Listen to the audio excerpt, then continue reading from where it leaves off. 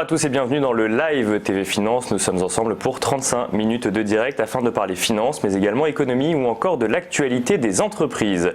Au sommaire de cette édition, nous recevrons tout d'abord Éric Graland et Jérôme Balaï, deux associés fondateurs qui nous présenteront l'entreprise Upsell. Nous suivrons ensuite l'ouverture de la Bourse de Paris avec Christophe Douane, le cofondateur de YouDo.fr. Nous ferons ensuite un point sur les market movers du jour avec Dorian Abadi, formateur en analyse technique, et nous finirons cette émission avec Jean-Noël Chintreuil qui nous présentera Change Factory. Mais tout de suite, un petit peu d'actualité économique. Samedi, tout d'abord, devait se tenir le vote de l'accord trouvé entre Bruxelles et le Royaume-Uni sur les conditions de sortie de ce dernier de l'Union européenne.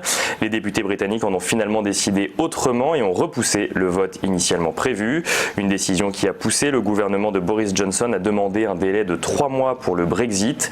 Si le gouvernement britannique était dans l'obligation légale d'envoyer cette première lettre, Boris Johnson a immédiatement fait partir une deuxième lettre pour expliquer qu'il ne voulait pas de ce délai. Ce dernier a ensuite assuré qu'il présenterait la législation nécessaire à la mise en œuvre de son accord de Brexit la semaine prochaine au Parlement. De son côté, l'Union européenne continue le processus de Brexit, n'ayant pas reçu de non ferme à la proposition d'accord de la part du Parlement britannique. Coup de tonnerre dans le milieu de la banque d'affaires. Mathieu Pigasse, le dirigeant de la banque Lazare en France, a remis sa démission à Kenneth Jacob, le dirigeant de la célèbre banque d'affaires américaine.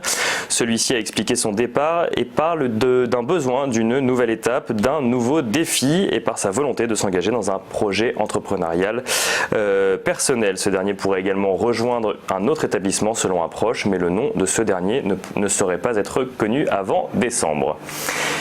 Et enfin, la SNCF a annoncé hier une reprise progressive du trafic avec un retour à la normale dès aujourd'hui après 3 jours de fortes perturbations sur le réseau.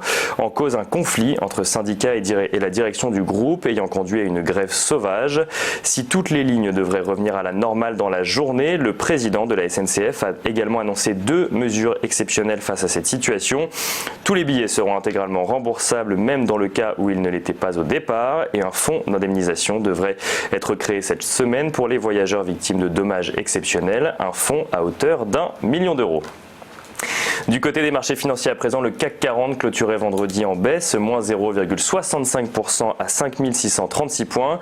Du côté des marchés américains, de la baisse également, le Dow Jones moins 0,95% à 26 770 points, le S&P 500 moins 0,39% à 2986 points et enfin le Nasdaq Composite moins 0,83% à 8089 points.